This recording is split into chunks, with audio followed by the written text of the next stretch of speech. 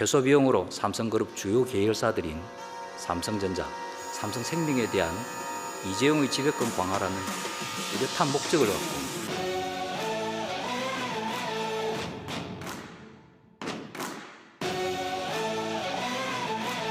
불법적인 합병 의혹과 관련해서 보고받거나 지시하신 적 정말 없으십니까? 이재용 삼성전자 부회장과 김종중 전 사장 측이 경영권 승계 의혹을 수사하는 서울중앙지검에 검찰수사심의위원회 소집을 신청했습니다. 150쪽짜리 구속영장 청구서를 법원에 내면서 400건, 20만 쪽에 달하는 수사 기록도 트럭에 담아 함께 제출한 것으로 전해졌습니다. 이재용의 이익은 4조 743억으로 추산되었습니다.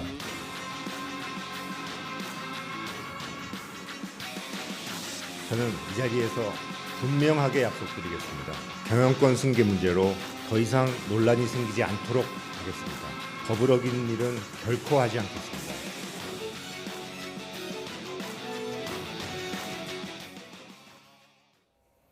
네, 경영권 불법 승계 의혹과 관련해 이재용 삼성전자 부회장이 조금 전 구속 영장실질심사를 마치고 구치소로 향했습니다.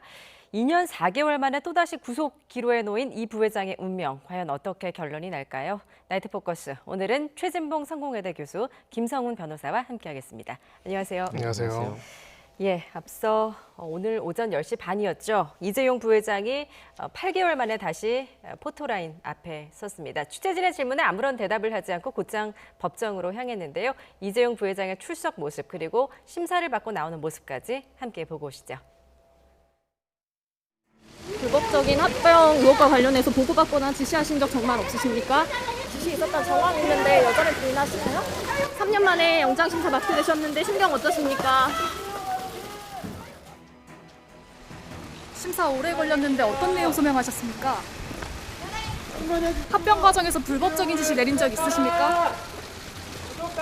직원들에게 불법 합병 관련 보고받은 적 있으십니까?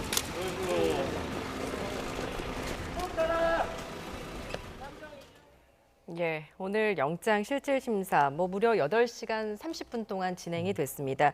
이 부회장이 받은 3번의 영장심사 가운데 좀 가장 길게 진행이 됐다고요? 그렇습니다. 2017년 2월에도 한번 영장실질심사를 받은 적이 있었거든요. 그때 물론 영장이 발부가 됐습니다만 그 당시는 7시간 27분 동안 조사를 받았고요. 예. 이번에 조사 시간이 8시간 30분 정도 되면 그러니까 그보다 더 늘어났다고 볼 수 있을 것 같고 그런데 이제 최장 기간, 그러니까 영장실질심사 기간이 제일 길었던 시간은 박근혜 전 대통령 2017년 3월 30일 날 오전 10시 반에 시작해서 오후 7시 15분에 끝나면서 예. 8시간 42분의 기록을 갖고 있거든요. 이보다 약간 적은데 거의 비슷한 수준까지 조사가 됐다고 볼 수 있을 것 같아요. 그만큼 이게 따질 부분이 많고 예. 또 변호인 측과 검찰 측이 아주 치열한 공방을 벌였을 가능성 그리고 판사 입장에서는 여러 가지 확인할 내용이 많다고 볼 수 있지 않겠습니까? 예. 그래서 양쪽에서 제시한 자료들이 좀 방대한 자료들이었고 논쟁거리가 많다 보니 결국 시간이 오래 걸린 게 아닌가 그렇게 볼 수 있을 것 같습니다. 예, 그만큼 살펴볼 내용이 많았다라고 이제 분석을 해주셨는데요.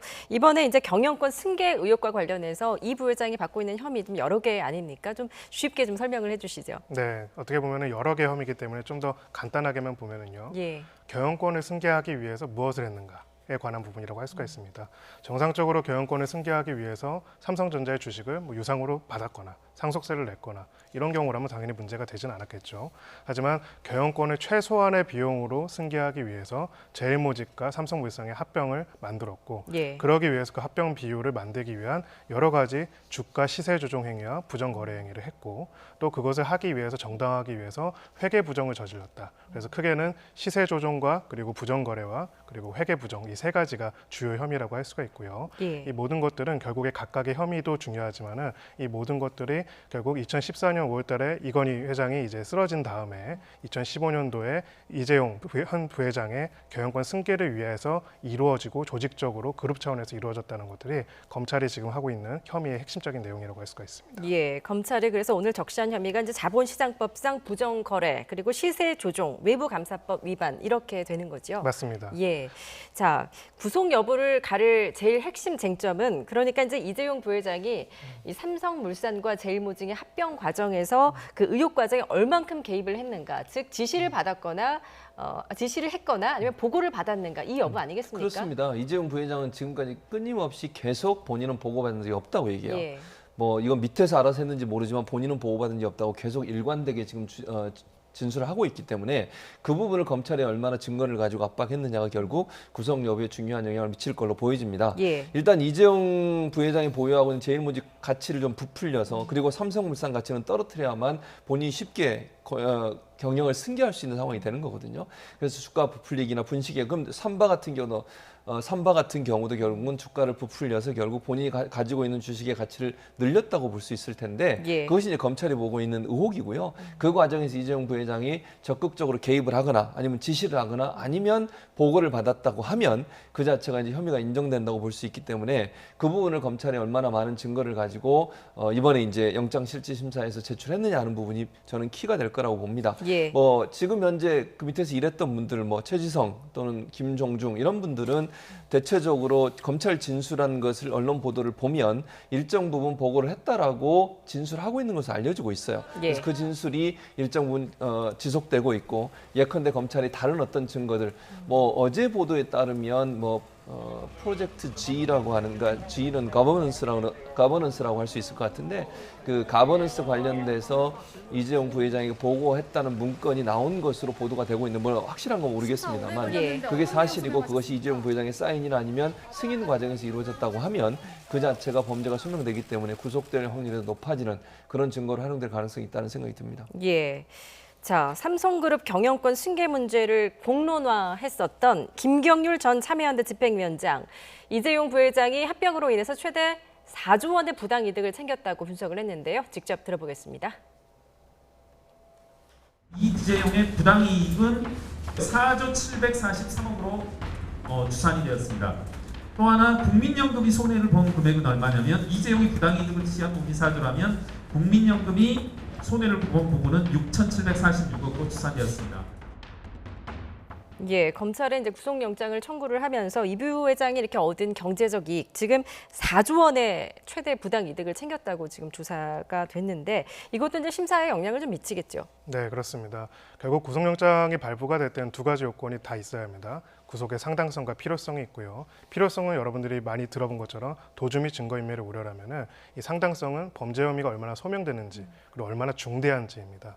지금 대표적으로 이 자본시장법상 시세조정과 부정거래 행위에 관련된 형량은 그 피해액이 50억 이상이 될 경우에는 5년 이상의 징역으로 정하고 있습니다. 예. 그리고 5년 이상이란 거는 유기 징역의 상한선을 봤을 때는 5년 이상 30년 이하의 징역이라는 거고요. 통상 이제 만약에 이 말하는 것처럼 수천억 원, 수조 원대의 피해액이 있다면은 뭐 10년 이상의 징역이 당연히 선고될 가능성이 매우 높은 사안이기 때문에 예. 이렇게 중대한 범죄가 저질렀다는 것이 소명이 된다라고 한다면은 나머지 필요성 부분에 있어서 심사를 조금 더 완화해가지고 영장이 발부가 될 수가 있고요. 예. 그래서 이런 점들도 당연히 구속 여부를 판가름하는 데 있어서 중요한 요소가 될 것으로 보입니다. 예, 뭐 이런 시세 조종 그리고 분식 결과 실제 있었는지도 중요하지만 결국의 쟁점은 이 부회장이 알고 있었는지 아니겠습니까? 이에 대해서는 어떻게 보십니까?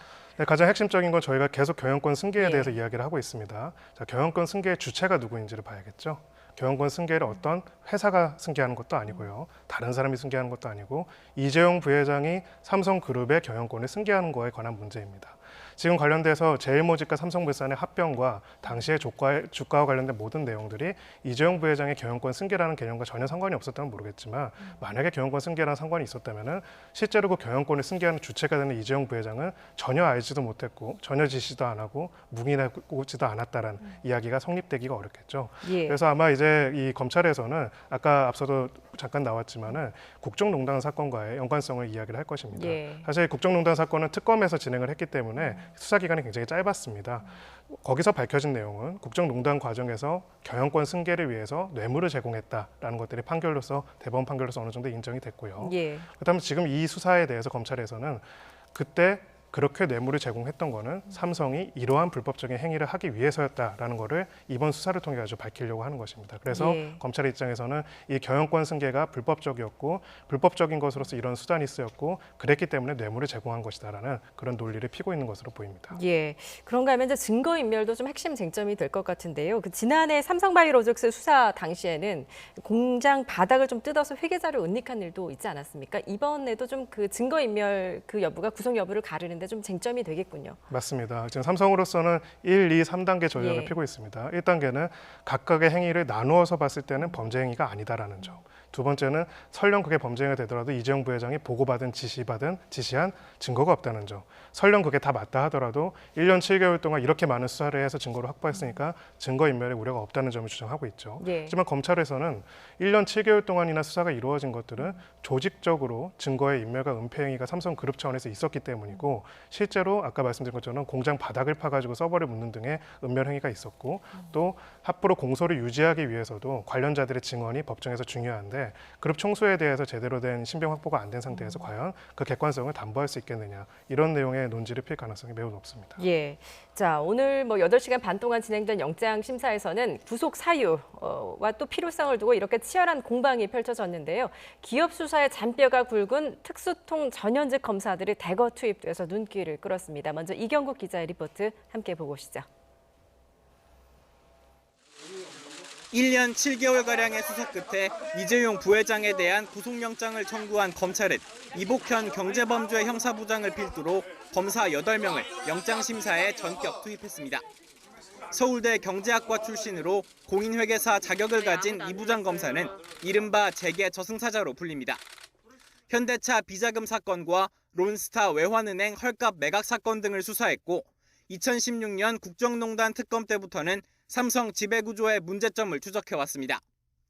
특검팀에서 합병 관련 의혹을 맡았던 김영철 의정부지검 부장검사도 직무 대리 자격으로 참석했고 초기부터 수사에 참여한 최재훈 부부장검사도 힘을 보탰습니다. 검찰은 심사 하루 전 주요 혐의와 구속 필요성을 압축 정리한 의견서를 법원에 냈고 심사 당일엔 프레젠테이션을 통해 승계를 위한 세부 계획, 이른바 프로젝트 지혜 존재와 이 부회장의 개입을 입증하는 데 주력했습니다. 이에 맞서는 이 부회장 측은 전관 출신 변호사들로 방어진을 공고히 했습니다. 삼성전자 법률고문인 최재경 전 청와대 민정수석의 지휘 아래 김기동, 이동열, 최윤수 변호사 등 특수통들이 수사에 대응했습니다. 대검 중수부장 출신인 최재경 고문은 박연차 게이트와 이명박 전 대통령 BBK 사건을, 김기동, 이동열 변호사는 한명숙 전 총리 사건을 각각 수사했습니다. 영장심사엔 대검 중수부를 거쳐 청와대 민정비서관실 선임 행정관으로 일한 김형욱 변호사와 서울 고법 부장을 지낸 뒤 대법관 후보로까지 거론됐던 한승 변호사 등 판사 출신들도 대거 합류했습니다. 1년 반이 넘는 수사 끝에 법정에서 처음 정면으로 맞붙은 검찰과 변호인단은 화려한 경력만큼이나 치밀한 논리를 꺼내들며 열띤 공방을 벌였습니다. YTN 이경국입니다. 예, 정말 면면들이 화려합니다. 재계 저승사자 대 특수통 베테랑 이렇게도 대결 구도를 짓고는 하는데 결국에 이제 검찰은 혐의 입증을 위한 어떤 스모킹건이 있는지 이게 지금 관건 아니겠습니까? 그렇죠. 아까 제가 잠깐 언급해드렸지만 프로젝트 G라고 하는 이 문건이 정말 실존하고 있는 것인지 거기에 이재용 부회장이 승인을 하거나 아니면 보고받았다고 하는 어떤 기록이 남아있는 건지 또는 사인이 있는지 그건 잘 모르겠어요. 만약에 그런 스모킹건이 있다고 하면 이재용 부회장은 계속 본인은 보고받은 적도 없고 지시한 적이 없다고 얘기하잖아요. 그걸 한 방에 무너뜨릴 수 있는 스모킹건이 있다고 하면 완전히 탄핵이 되는 거 아니겠습니까? 그런 차원이라고 하면 이재용 부회장의 주장이 완전히 이제 그 진실성을 잃게 되기 때문에 구속 사유가 된다고 보여지고요. 또 이제 최지성이나 김종중 이 두 분의 진술이 계속되고 있지 않습니까? 같이 만약에 이제 하고 있는 상황에서 지속적으로 이재용 부회장한테 보고했다고 하는 진술이 계속됐을 경우 이재용 부회장이 아니라고 얘기하더라도 그분이 일정 부분 판사들에게 또는 영장 전담 판사에게는 받아들일 수 있는 상황이 되기 때문에 그런 경우에는 또 이재용 부회장이 일정 불리한 상황이 될 수도 있다. 또 하나는 이재용 부회장이 부인하는 것이 어찌 보면요 증거 인멸의 이유가 될 수도 있어요. 그러니까 지금 현재 증거가 어느 정도 다 확보됐다고 하는 게 변호인 측의 주장이거든요. 그런데 이재용 부회장이 부인한다는 것은 증거 인멸의 가능성을 예측할 수 있는 하나의 기회가 되는 겁니다. 판사 입장에서는 부인하는 사람은 만약에 구속을 안 했을 경우에 증거 인멸에 나설 수 있다고 하는 위험성을 충분히 예측해 볼 수 있는 거잖아요. 또 재계 총수기 때문에 만약에 본인이 구속을 안 됐을 때 증거 인멸에 적극적으로 나설 가능성은 누구나 예측해 볼 수 있는 거 아니겠습니까? 그래서 그런 부분들이 만약에 보고를 받거나 보고를 받았다는 어떤 정황들이 발견될 경우에는 구속이 될 가능성이 훨씬 높아지는 상황으로 갈 수 있다. 즉 증거인멸의 가능성, 그다음에 범죄 혐의의 소명 이런 부분들이 강하게 어필이 될 경우에 그런 경우에는 구속이 될 가능성도 전혀 배제할 수 없다 이렇게 보여집니다. 예, 변호사님께서는 좀 어떻게 분석을 하십니까? 네, 맞습니다. 지금 사실 이 어떤 분석이나 이런 부분들이 어려운 부분들 중에 하나가 과거보다는 이제 검찰에서 어떤 증거를 확보했는지에 대한 예. 보도가 상당히 안 이루어지다 보니까 사실 외부의 입장에서는 판결하기 어려운 부분들이 있습니다. 다만 이제 핵심적인 부분들은 이 1년 7개월이라는 시간 동안에 검찰이 어떻게 시간을 보내고 어떻게 수사를 하는지에 따라서 결론이 달라질 것이고요. 예. 제일 중요한 거는 과연 이것을 어떤 프레임으로 보고 어떻게 접근하는지에 따라서 완전히 달라지는 이야기가 됩니다. 예. 대표적으로 뭐 자사주 매입을 했다. 여기에 대해서 삼성 같은 경우에는 자사주 매입이라는 건 정상적인 경영행위로서 얼마든지 하는 것이다. 그것이 뭐가 문제가 되느냐 이야기를 하고 있고요. 이거 자체는 맞습니다. 틀린 말은 아닙니다. 다만 이런 모든 것들이 경영권 승계라는 것을 목적으로 해서 합병이 이루어졌고 이것을 위한 사전 사후적인 작업들이 이렇게 이루어졌다는 것들이 하나의 맥락으로 일컬어지게 된다면은 이것은 주가를 합병에 유리하게 만들기 위한 일련의 조종행위가 되는 것이죠. 예. 결국은 이제 검찰로서는 이 국정농단 사건에서 드러나고 결국 공판 과정에서 밝혀진 사실들 그리고 기존의 새로운 조사를 통해서 밝혀진 내용들을 종합해서 이것이 매우 공교롭게 드러나는 이 각각의 사실들이 결국은 하나의 프로젝트의 일환으로서 진행된 것이고 그런 의미에서 굉장히 역대급 수조 원대의 어떻게 보면 시세 조정 행위라는 것을 밝힐 가능성이 높고요. 그러기 위해서는 각각의 개별적인 행위에 대한 증거보다도 이 행위들이 연결짓는 하나의 맥락을 짚어낼 수 있는 증거를 확보하는 것이 중요할 것으로 보입니다. 예, 삼성 측은 그러니까 이재용 부회장 측은 삼성물산 합병 그리고 이제 삼성바이오로직스 회계 처리 등에 적법했다. 그리고 주가 관리 보고받았다는 의혹도 상식밖의 주장이다. 이렇게 맞서고 있지 않습니까? 네. 이재용 부회장 측의 어떤 전략은 좀 뭘 거라고 좀 예상하십니까? 바로 그 프레임을 끊어내는 것이 가장 예. 핵심적인 내용입니다. 이것이 경영권 승계와 무관한 각각의 별개의 행위였고 각각의 별개의 행위에 대해서는 그룹 총수가 다 보고받고 결제하는 내용이 아니다. 예. 가령 이제 제일모직에서 이번에 자사주 매입을 하기 위해서 이재용 부회장의 결제를 안 받고 하지도 않았겠냐. 삼성물산에서 지금 일각에 보도된 내용에 따르면은 이제 분양 물량을 조정해 가지고 호재와 악재들이 이렇게 배분을 했다고 하는데 네. 이런 것까지 우리가 보고받고 지시받아서 한 건 아니기 때문에 이런 것도 이재용 부회장과 관련이 없다라는 이야기를 하는데요. 결국 이 모든 것들은 그렇다면 이제 검찰에서는 계속 그 주장을 할 것입니다. 그렇다면 국정농단 사건에서는 경영권 승계를 위해서 왜 뇌물을 줬고 거기서 말한 경영권 승계는 도대체 무엇이었냐. 그리고 이 합병이라는 것과 그것이 무관하게 주장을 할 수 있는가라는 것들을 계속 주장을 할 것이고요. 그래서 삼성 측에서는 계속 국정농단 사건과 이 사건은 별개의 사건이라는 것. 예. 그리고 각각의 행위와 경영권 승계는 무관하다는 점을 계속적으로 언급할 가능성이 높습니다. 예, 삼성이 어제 이제 이례적으로 좀 언론을 향해서 호소문을 발표하지 않았습니까? 네. 구속 전 피자 신문을 앞둔 시점에서 이런 호소문을 내는 건 굉장히 이례적인 일인데 어떻게 그렇죠. 보셨습니까? 아마도 이제 여론을 움직여 보려는 의도가 있다고 예. 보여져요. 그러니까 사법부도 사실은 여론의 여러 가지 방향이나 동향을 전혀 고려하지 않을 수는 없잖아요. 물론 뭐 법만 가지고 판단해야 한다고 저는 봅니다.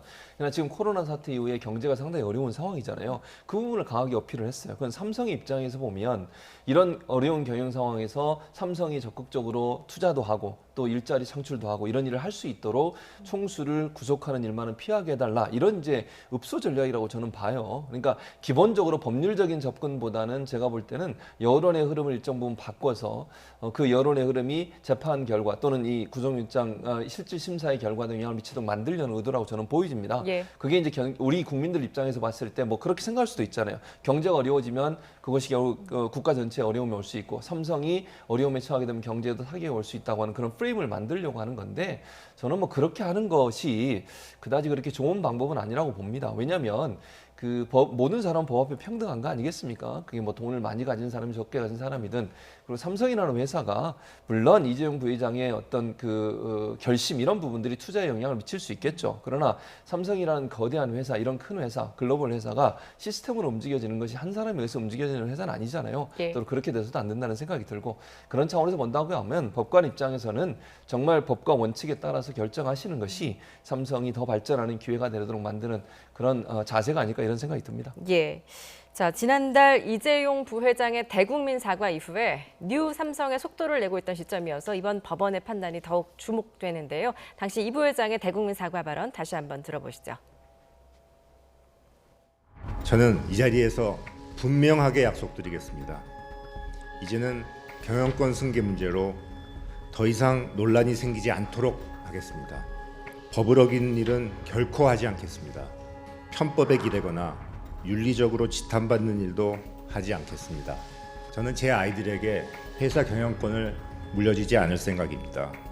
오래전부터 마음속에는 두고 있었지만 외부에 밝히는 것은 주저해왔습니다.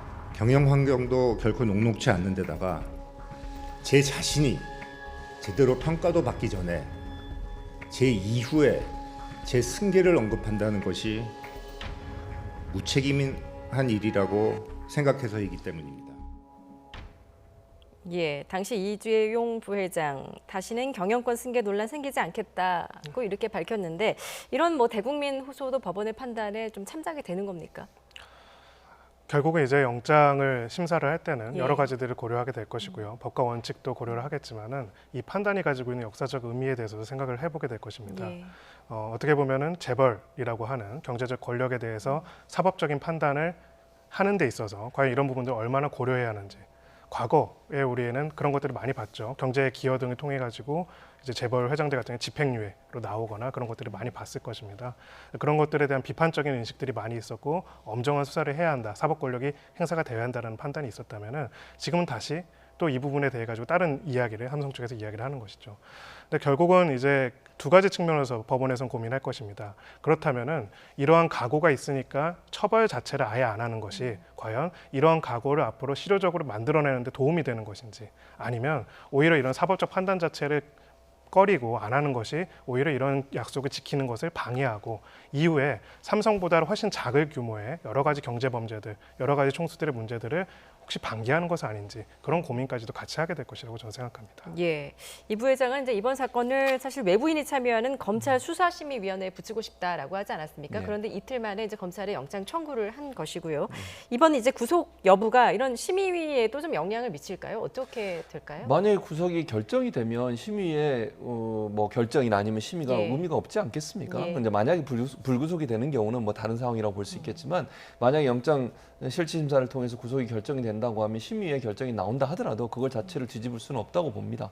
그래서 심의라고 하는 것을 사실은 이제 검찰이 구속영장을 청구하기 전에 이걸 제시한 것은 삼성 입장에서는 여론을 움직여서 어떤 이런 방법을 통해서라도 검찰이 기소를 하는 것 또는 구속영장 청구를 하는 걸 막아보려는 의도가 있다고 저는 생각이 들어요. 예. 그런 차원에서 삼성이 액션을 취한 것이지만 이미 검찰이 증거를 가지고서 부담이 됨에도 불구하고 구속영장 청구를 했다고 하는 것은 증거가 명확하다고 보는 게 저는 개인적인 생각이고요.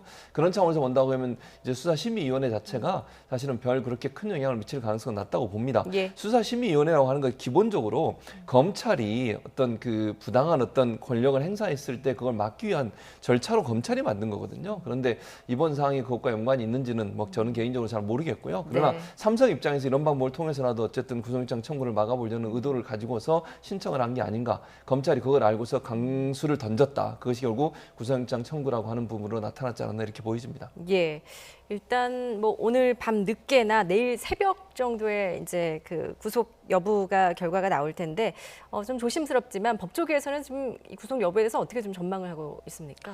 네, 굉장히 엇갈리고 있다고 예. 저는 생각을 합니다. 물론 이제 과거보다는 이 검찰이 가지고 있는 증거에 대한 정보가 굉장히 부족한 상황이기 때문에 검찰이 가지고 있는 정보가 부족하다, 검찰이 가지고 있는 증거에 대한 정보가 부족하다면은 그럼 영장 발부 가능성은 낮은 게 아닌가, 그런 의견들도 많이 있었는데요. 한편으로는 이제 오늘 영장 실질 심사 단계에서 여러 가지 또 이야기들이 나온 부분들이 있습니다. 예. 법 쪽에서는 크게 두 가지로 보고 있습니다. 첫 번째, 이것이 만약에 범죄 행위가 소명이 되는 경우에는 역사상 이 정도 규모의 시세 조종 사건, 이 정도 규모의 부정거래나 회계부정 사건에서 구속이 안 되는 경향성은 거의 없다라고 생각을 합니다. 예. 그래서 결국은 증거인멸의 우려뿐만 아니라 이 상당성이나 중대성 부분도 굉장히 중요한 요소가 될 것이라고 보이고요.